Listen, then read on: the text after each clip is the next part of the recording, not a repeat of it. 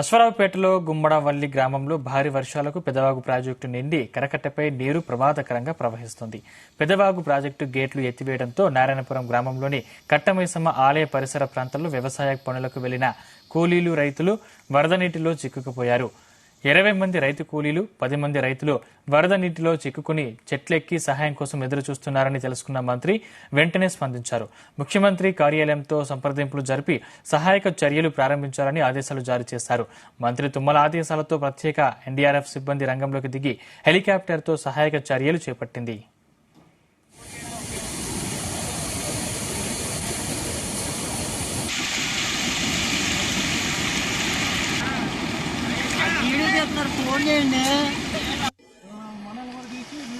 Right, ఇదే అంశానికి సంబంధించిన మరింత పూర్తి సమాచారం మా ప్రతినిధి తిరుపతిరావు అందిస్తారు. తిరుపతిరావు.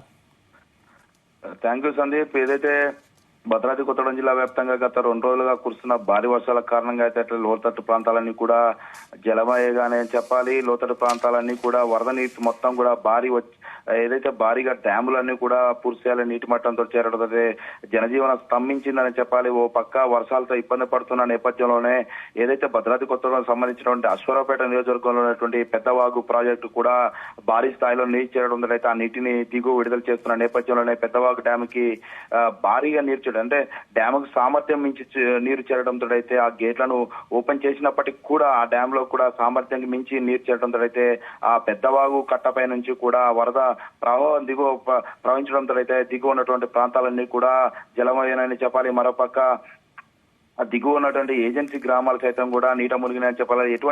ఏదైతే ప్రధానంగా చూసుకుంటే మాత్రం ఏదైతే ఇరిగేషన్ కి సంబంధించినటువంటి ఏడీ కావచ్చు ఎటువంటి సమాచారం లేకపోవడంతో అయితే ఆ గేట్లను ఓపెన్ చేయడంతో అయితే నారాయణపుర గ్రామంలో ఉన్నటువంటి కట్ట మైసమ్మ ఆలయం పరిసర ప్రాంతాలన్నీ కూడా జలమయమై కింద దిగువ ప్రాంతాలను కూడా నీటిమయమని చెప్పాలి. ఏదైతే దిగువ ఉన్న ప్రాంతాల్లో ఉంటున్న వ్యవసాయ కూలీలు వెళ్ళినటువంటి వ్యవసాయ కూలీలు సైతం కూడా వరద ప్రవాహంలో చిక్కున్న పరిస్థితి నెలకొంది. అటువంటి కూలీలను కూడా దాదాపు 20 మంది రైతులను కూడా ఆ వరదలో ఉధృత చిక్కుపోవడం అయితే ఆ రైతులు అందరూ కూడా చెట్లని పుట్టలను ఎక్కుకున్న పరిస్థితి నెలకొంది. ఏదైతే చెట్లను ఎక్కి ఆశ్రయించిన పరిస్థితుల నేపథ్యంలో అయితే ఆ విషయం తెలుసుకున్నటువంటి మంత్రి తుమ్మల కూడా ఏదైతే ముఖ్యమంత్రి కార్యాలయానికి సంప్రదింపులు జరపడం జరిగింది. ఏదైతే సెక్రటరీ ఏరియాలో సంప్రదించడంతో అయితే వెంటనే స్పందించినటువంటి సెక్రటరీ కార్యాలయం కూడా సహాయక చర్యలు చెప్పాలని తెలపడంతో అయితే వెంటనే అక్కడ ఉన్నటువంటి హెలికాప్టర్ ని పంపించడం, వరద ఉధృతి చెక్కున్నటువంటి బాధితులను కూడా హెలికాప్టర్ సాయంతో ప్రస్తుత సురక్షిత ప్రాంతాలకు తరలించడం జరిగింది. ఏదైతే 6 గంటల తర్వాత చీకటి పట్టడం నేపథ్యంలో అయితే వాతావరణం అనుకూలించకపోవడంతో అయితే అక్కడ ఉన్నటువంటి భద్రాద్రి కొత్తగూడెం జిల్లా ఉన్నటువంటి ఎస్పీ కూడా ఎన్డీఆర్ఎఫ్ బృందాలను కూడా దింపి ప్రాంత ప్రజలను కూడా అయితే సురక్షిత ప్రాంతాలకు తరలించే ప్రయత్నం అయితే చేస్తున్న పరిస్థితి నెలకొంది. మరోపక్క ఎగువ కురుస్తున్న భారీ వర్షాల కారణంగా అయితే పెద్దవాగు ప్రాజెక్టు చేరడంతో గేట్లను ఎత్తినప్పటికీ కూడా దిగువ ఉన్నటువంటి కరకట్ట ప్రవహించి దిగువ ప్రాంతాలకు చేరడంతో దాదాపు 20 గ్రామాలను కూడా నీట మునిగిన పరిస్థితి అయితే ఉంది. వాళ్ళందరూ కూడా సురక్షిత ప్రాంతాలకి తరలించే ప్రయత్నం అయితే చేస్తున్న పరిస్థితి. జిల్లా కలెక్టర్ కూడా ఆ ప్రాంతాలను కూడా సందర్శించే పరిస్థితి అయితే ఉంది.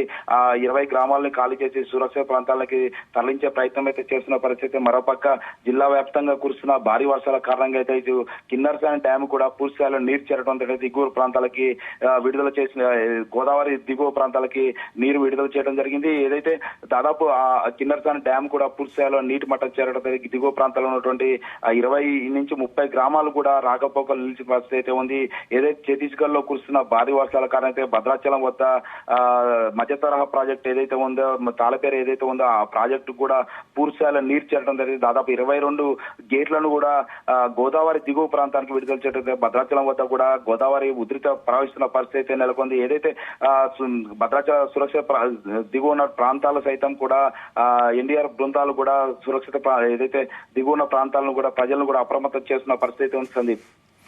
తిరుపతిలో అంటే వర్షాలు ఇంకా మరో 2 రోజులు ఉన్న నేపథ్యంలో వరదలు ఇంకా కొనసాగే నేపథ్యంలో అధికారులు ఎటువంటి ఏర్పాట్లు చేస్తున్నారు? ఏమైనా హెల్ప్ లైన్ నంబర్లు ఏర్పాటు చేసే అవకాశం ఉందా? ఎస్ సందీప్, ఇప్పటికే ఏదైతే జిల్లా ఎస్పీ కావచ్చు, జిల్లా కలెక్టర్ కావచ్చు, ఇప్పటికే వారందరూ కూడా టోల్ ఫ్రీ నెంబర్ కూడా ఏర్పాటు చేయడం జరిగింది. అంటే గతంలో చూసుకున్నట్టయితే భద్రాద్రి కొత్తగూడెం జిల్లా అంటే వరద ముప్పు ప్రాంతం. గతంలో కూడా భద్రాచలం వద్ద గోదావరి ముప్పు ప్రాంతాలు కూడా సురక్షిత ప్రాంతాలకు తరచి ఇచ్చే ప్రయత్నం చేస్తారు. అప్పటికే ఆ టైంలోనే టోల్ ఫ్రీ నెంబర్ కూడా ఏర్పాటు చేయడం జరుగుతుంది. ఆ నేపథ్యంలోనే వరద ఉధృత ప్రాంతాలన్నీ కూడా ఏదైతే మన మండలకు సంబంధించినటువంటి ఎంఆర్ఓలు కావచ్చు, ఆర్టీఓలు కావచ్చు, ఎక్కడ కూడా టోల్ ఫ్రీ నెంబర్లు ఏర్పాటు చేయడం సురక్ష ఏదైతే ముంపు ప్రాంత ప్రజలను కూడా అప్రమత్తం చేసిన నేపథ్యంలో అయితే టోల్ ఫ్రీ నెంబర్ ని ఏర్పాటు చేయడం జరుగుతుంది. ఎక్కడ అవాంఛనీయ సంఘటన జరగకుండా కూడా ముందస్తు చర్యలు తీసుకున్న నేపథ్యంలోనైతే టోల్ ఫ్రీ నెంబర్ ని ఏర్పాటు చేయండి. ఏదైతే వాగులు వంకలు దాటే ప్రయత్నం చేయరాదు, ఎవరైనా కానీ సహాయ చర్యలు కావాలి అంటే మాత్రం టోల్ ఫ్రీ నెంబర్ కి కాల్ చేస్తే మేము వెంటనే స్పందిస్తామంటూ కూడా జిల్లా కలెక్టర్ కూడా ఇప్పటికే ప్రచారం చేయడం జరిగింది. ఎక్కడ కూడా అవాంఛనీయ సంఘటనలు జరగకుండా మీరు అందరూ కూడా సురక్షిత ప్రాంతాలకు వెళ్లాలని కూడా తెలిపిన పరిస్థితి ఉంది. సందీప్.